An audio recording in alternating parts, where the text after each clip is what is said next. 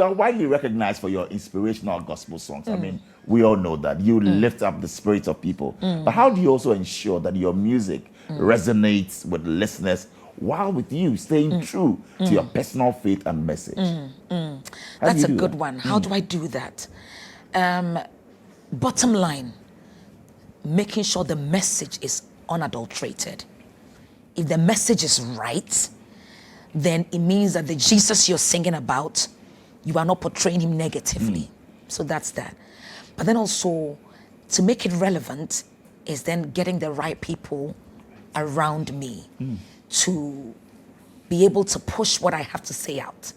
Like when I get a song, one of the things I ask God is, Father, grant me utterance to be able to put it out there in a way that you want me to do it, but also in a way that people can relate, that it can resonate.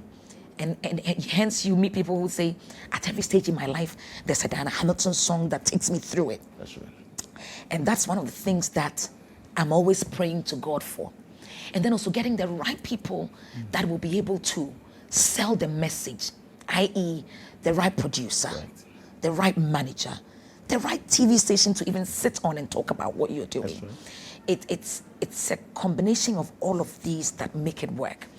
And I keep telling, when I work with a new producer, I say to him, every time I have changed a producer, I have changed my sound.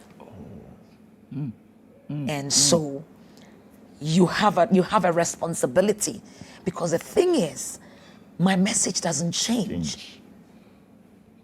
And so when I move producers, we're changing gears. And here we are. And here we are.